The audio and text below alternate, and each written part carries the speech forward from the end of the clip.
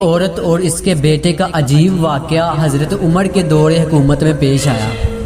آپ کے دربار میں ایک جوان نے فریاد پیش کی کہ میرے اور میری ماں کے درمیان عدل کریں، میری ماں میرے حق میں ظلم کرتی ہے۔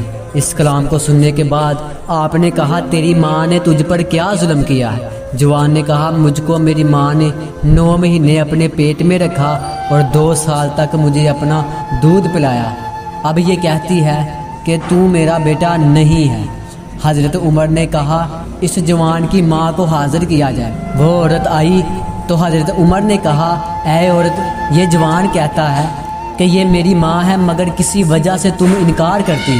عورت نے قسم کھا کر کہا کہ خدا کی قسم یہ جھوٹ بکتا ہے، میں اس کو نہیں جانتی اور یہ جوان مجھے میرے قبیلہ میں رسوا کر رہا ہے، میں نے اسے نہیں جنا، مدت ہو گئی ہے، میرا شوہر مر چکا ہے اور میں اس شہر میں تجارت کی غرض سے آئی ہوں۔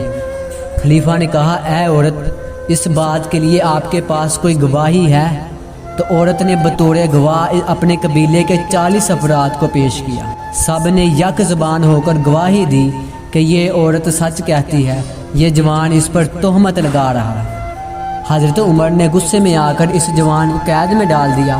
اتفاق کے اس جوان کی حضرت علی امیر المومنین سے ملاقات ہوئی۔ جوان نے آپ کے سامنے فریاد پیش کی اور کہا کہ مجھ پر ظلم ہو رہا ہے اور سارا واقعہ بیان کیا۔ حضرت علی علیہ السلام نے فرمایا اس جوان کو دارالشرح سے لے چلو، میں ابھی آتا ہوں۔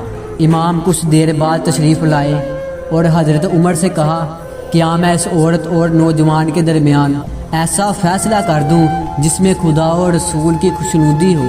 حضرت عمر نے کہا کیوں نہیں، ہم نے کئی بار رسول خدا کو یہ فرماتے سنا ہے کہ علی تم سب سے زیادہ عالم اور سب سے بہتر قاضی ہے۔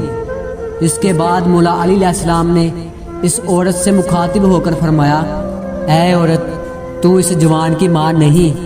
عورت نے انکار کر دیا۔ مولا علی نے کہا کیا تو مجھے اپنا والی مقرر کرتی ہے؟ عورت نے کہا ہاں، میں آپ کو اپنا والی مقرر کرتی ہوں۔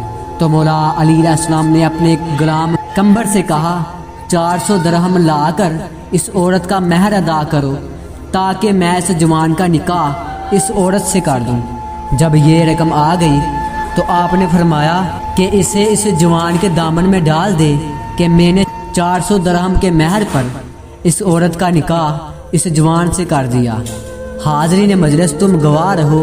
اور جوان سے کہا کہ عورت کا ہاتھ پکڑ کر گھر لے جا اور اس وقت تک باہر نہ آنا جب تک جماع کے آثار نمودار نہ ہو جائے۔ جوان نے نہایت پریشانی میں کہا کہ میں کس طرح اپنی ماں سے نکاح کر سکتا ہوں؟ آپ نے فرمایا میں جو کہتا ہوں وہ کر۔ جب یہ نوجوان عورت کا ہاتھ پکڑ کر لے جانے لگا تو عورت نے واویلا مچایا اور کہا یا علی، یہ ظلم مجھ پر نہ کرے، مجھے سب کے سامنے رسوا نہ کرے، مجھے آخرت کے عذاب سے بچائیے۔ اور بلند آواز میں عورت نے اقرار کیا یہی میرا حقیقی بیٹا ہے، میں اسے کس طرح شوہر بنا لوں؟